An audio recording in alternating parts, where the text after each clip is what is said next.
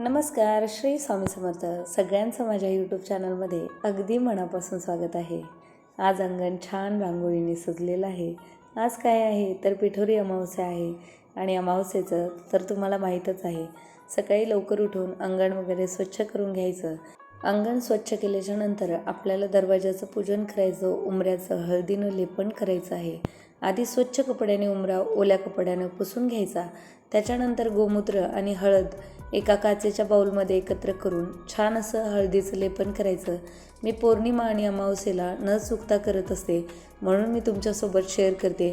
आणि ताईंनो, खूप चांगला इफेक्ट आहे. जर कधी नसताल करत तर नक्की करून बघा. उंबऱ्याची पूजा केल्यावरती खरंच लक्ष्मीचं दार, लक्ष्मीसाठी आपण दरवाजा उघडा केल्यासारखा हे प्रतीत होत असतं. त्यामुळे जर करत नसाल तर आवर्जून करा. बघा, तुम्हालाच खूप गोष्टींचं समाधान मिळेल. तसं तर मी बऱ्याच व्हिडिओमध्ये तुमच्यासोबत शेअर केलेलं आहे की मी अमावस्येच्या दिवशी काय काय करत असते. अमावस्येच्या दिवशी उंबऱ्याचं आवर्जून लेपन करायचं, पौर्णिमेलाही करते. आणि फरशी पुसताना त्याच्यामध्ये थोडंसं खडे मीठ, लिंबू आणि हळद, गोमूत्र हे टाकून फरशी पुसून घ्यायची. म्हणजे घरामध्ये काय जे जमिनीतून निगेटिव्हिटी जी आपल्याला मिळते, नकारात्मकता मिळते, त्यामुळे चिडचिडेपणा ह्या गोष्टी कमी होतात, म्हणून ह्या करायच्या असतात. आणि हा 2 ते 3 दिवसाचा व्हिडिओ आहे, कारण हा पोळ्याचा. त्याच्यानंतर मी हरतालिकेची पूजा पण तुमच्यासोबत शेअर करणार आहे. हरतालिकेची पूजा ही पार्वती मातेने त्यांच्या सखींसोबत वनामध्ये केली होती. म्हटलं आता जंगलात कुठे जाणार, आपल्याला पूजा करायला, तर माझं हे अंगण खूपच छान आहे, ही झाडं माझ्याशी बोलतात. म्हटलं आपण इथंच पूजा मांडूया, खूप छान वाटेल. आणि मग मी काय केलं, इथं छान स्वच्छ केलं. गोमाता माझ्याजवळ आहे, बाळकृष्ण आणि हे आहे, तुलसी मैया आहेत, बेलाचे झाड आहे, परत महादेवाची मूर्ती आहे तिथं. आणि हे सर्व काही जवळ असताना म्हटलं कुठं याच सख्या माझ्या आहेत जवळ, आपण अशी छान मनोभावे इथंच पूजा करून घेऊया. म्हणून मी आता इथंच पूजा मांडून घेत आहे.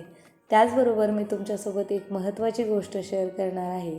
जर तुम्ही गणपती बसवत असाल तर गणपतीबाबतच्या काही महत्त्वाच्या गोष्टी मला आज तुमच्यासोबत मांडायच्या आहेत.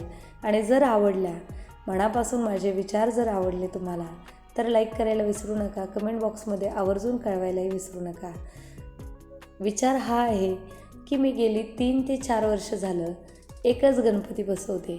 म्हणजे का गणपती बसवते तेही सांगते. 5 वर्षापूर्वी माझ्या आयुष्यामध्ये माझं बाळ आलं, माझा मुलगा आला. त्याला थोडंसं बोलता यायला लागलं, त्याला कळायला लागलं. आम्ही गणपती बाप्पा बसवले आणि तो काय म्हणायचा, गणपती विसर्जित नाही करायचा, नाही द्यायचा, म्हणून तो रडायला लागला. मग म्हटलं तो इतका हट्ट करतोय तर आपण ठेवून घेऊया. मी काय केलं, त्याचं एका बकेटीमध्ये छान असं पाय वगैरे धुवून विसर्जन केलं आणि मूर्ती घरामध्ये ठेवली त्याच्या समाधानासाठी. परंतु नंतर आम्ही काय करायचो, सकाळी सकाळी थोडंसं फिरायला जायचं बाहेर. सकाळी फिरायला गेल्याच्यानंतर नदीच्या कडेला जेव्हा मी गणपती बघितले, मला एवढं वाईट वाटलं. आणि मी खरंच सांगते, मी तेव्हा पहिल्यांदा गणपती विसर्जनाचा हा सीन बघितलेला माझ्या आयुष्यामध्ये. मी कधीही गणपती विसर्जित केलेले कधी बघितले नव्हते. इवन दॅट म्हणजे आमच्या घरातच बरेच वर्ष गणपतीच बसवत नव्हते. का बसवत नव्हते मला नव्हतं माहिती. पण गणपती एक म्हणजे विघ्नहर्ता आहे. ती शुभ कार्याची आपण प्रत्येक सुरुवात करताना गणपती बसवतो, म्हणून माझे विचार होते. मग थोडंसं घरात मी बघितले, बऱ्याच जणांनी बसवलेले. मग मलाही वाटायला लागलं की घरात गणपती बसवलेलं चांगलंच आहे. तेव्हापासून मी सुरुवात करायला लागली. आणि दुसरी गोष्ट, मी जेव्हा तिथं नदीवरती गणपती बघितले, मला खूप वाईट वाटलं. कारण प्लास्टर ऑफ पॅरिसचे गणपती कधीही विसर्जित केल्याच्यानंतर ते वितळत नाहीत, विरघळत नाहीत. त्यांचं म्हणजे डिझॉल्व होत नाहीत ते पाण्यासोबत. आणि तो सगळ्यात मोठा प्रदूषणाचा भाग झालेला आहे आत्ताचा. पर्यावरणाला सगळ्यात बाधक असा जो गोष्टी आहेत, तर त्या या घटकांच्या आहेत. मग मी म्हटलं माझी मूर्ती कशाची आहे, मला चेक करावी लागेल. तर मी बघितली तर ती माझी मूर्ती पण प्लास्टर ऑफ पॅरिसचीच आहे. मग मी ठरवलं की आपण विसर्जित करायचीच नाही. आपण दरवर्षी हाच गणपती छान असा सजवून साफ करून परत पुढच्या वर्षी हाच गणपती बसवायचा. अगदी छान मनोभावे आम्ही 4 वर्ष झालं या गणपतीची पूजा करतो.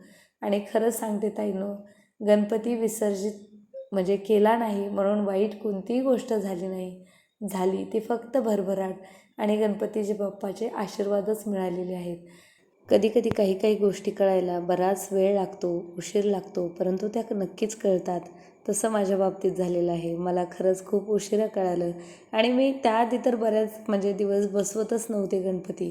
ते काय व्हायचं, मुलं लहान असले की कोणाच्या तरी घरी बघून येतात आणि मग आई आपण पण गणपती बसवू, आपण पण गणपती बसवू. तशी माझी मोठी मुलगी नेहमी सतत, मग तिला अशी उत्सुकता लागायची की आपल्या घरी का बसवत नाहीत. मग मी विचारलं तर आमच्या घरी सांगितलं की नाही बसवत आपण म्हणून.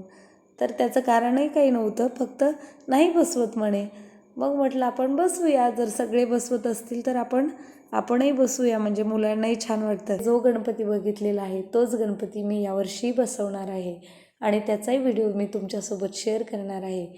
तर तुम्हाला सांगण्याचा मुद्दा हा की जर तुमचा घरात गणपती प्लास्टर ऑफ पॅरिसचा असेल तर तो विसर्जित करू नका. आपण देशासाठी काही करू शकत नाही, कारण मिलिटरीमध्ये जे काम करणारे आहेत, देशासाठी लढणारे आहेत, तिथं जागा आपण नाही घेऊ शकणार.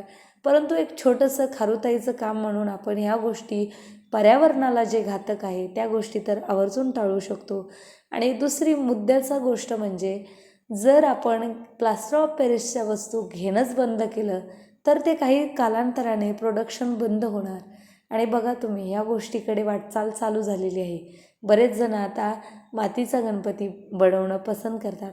माझी मुलगी मला हट्ट करत होती की आपण घरी मातीचा गणपती बनवूया आणि तो बसवूया, नंतर त्याचं विसर्जन करूया. मी म्हटलं यावर्षी आपल्याला माहीत नाही आहे, आपण त्याच्यावरती चांगला अभ्यास करू. पुढच्या वर्षी आपण छान असा, तू म्हणशील तसा गणपती आपण बसूया, त्याचे क्लास लावू वाटलंच तर, आणि मस्त इको फ्रेंडली गणपती आपण घरात बसवूया आणि नंतर त्याचं अंगणामध्ये छान असं विसर्जन करून त्याच्यावरतीच एक रोपटं लावून घेऊया. म्हणजे त्याची आठवण राहते आणि आपल्यालाही, पर्यावरणालाही काही हानिकारक नाही आहे. एवढं बोलेपर्यंत माझी हरतालिकेची पूजा झालेली आहे आणि व्हॉईस ओव्हर केलं म्हणजे निवांत बोलता येतं, म्हणून मी नेहमी तुमच्यासोबत थोडंसं व्हॉईस ओव्हर करूनच बोलत असते. आणि हे बघा, अशी माझी हरतालिकेची पूजा झालेली आहे. वेळ कमी होता म्हणून थोडीशी आरती वगैरे नाही दाखवली, कारण मला शाळेलाही परत जायचं होतं. मग थोडीशी धावपळ उडते म्हणून थोडंसं कमी कमी करत घेतलं. बऱ्याच गोष्टी मला तुमच्यासोबत शेअर करायच्या असतात, फक्त मला वेळ मिळत नाही आहे म्हणून नाही करू शकत. आणि हे बघा, गणपतीचं डेकोरेशन अगदी स्वस्तात मस्त तयार झालेलं आहे.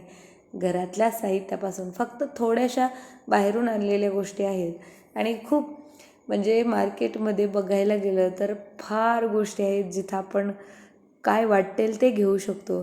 पण गरजेच्या वस्तू घेणंच कधीही योग्य आहे, कारण परत नंतर त्या सांभाळण्याचाही अडचण येते. त्या कुठे ठेवणार, वर्षभर सांभाळावं लागतात ह्या गोष्टी. त्यामुळे जेवढं लागेल तेवढ्याच गोष्टी मार्केटमधूनही आणल्या गेल्या पाहिजे. नाहीतर काय होतं, हिचं वेगळं डेकोरेशन, तिचं वेगळं, मग हे असं वाटतं, ते असं वाटतं आणि मग ना आपलं पैशाचं मॅनेजमेंट लागतं, ना आपल्या विचारांचं जुळतं. त्यामुळे आपल्याला जे वाटेल, सफिशियंट जे वाटेल, असं साधं सोपं सुटसुटीत डेकोरेशन करावं. आता मी तुम्हाला सांगते, मी 150 रुपयाच्या या 5 माळी आणलेल्या होत्या. कोणत्या, लाल आणि पिवळ्या फुलांची माळ. आणि जे 2 पीस आहेत ते पाठीमागं 1 पीस पिवळा टाकलेला आहे, तो ब्लाऊज पीसचा कपडा आहे आणि जो खाली टेबलवरती अंथरला आहे तो पण ब्लाऊज पीसचाच कपडा आहे. हे कमळ छान मला आवडले म्हणून आणलेली आहेत. अगदी छोट्या कमी पैशामध्ये जे डेकोरेशन होईल ते मी केलेलं आहे. आणि मागचा पडदा वगैरे कशावर ठेवला आहे तर सांगते ताईंनो. 1-2 पाईप घेतले, म्हणजे जे घरात लाईट फिटिंगला आपण पाईप टाकत नाही का, ते उरलेले पाईप होते. त्याची छान अशी कमान बनवली आणि त्याच्यावरती हे पीस वगैरे अंथरून माळा वगैरे लटकून घेतलेले आहेत. आहे की नाही स्वस्तातला. आणि हे बघा, माझे हत्ती घरात होते, त्याच्यावर थोडी धूळ बसलेली आहे म्हणून मुलं साफ करतायत. मला खूप मदत करतात मुलं. आणि अशा पद्धतीनं आम्ही घरातली मंडळी मिळून गणपती बसवत असतो. तुम्हाला माझा हा व्हिडिओ कसा वाटला मला नक्की कळवायला विसरू नका. आणि गणपतीची तयारी तुमच्या घरी पण कशी चालू आहे ते पण सांगायला विसरू नका. गुरुचं मनच भरत नाही आहे, त्याला सगळी स्वच्छता हवी आहे. आणि हे बघा, मी आता तुमच्यासोबत गणपती दाखवणार आहे ठेवून, की कसा दिसत आहे ते. मला सांगा, गणपतीचं डेकोरेशन कसं वाटलं ते? तुम्हाला काही आवडलं का? कोणती गोष्ट आवडली तेही मेन्शन करायला विसरू नका कमेंट बॉक्समध्ये.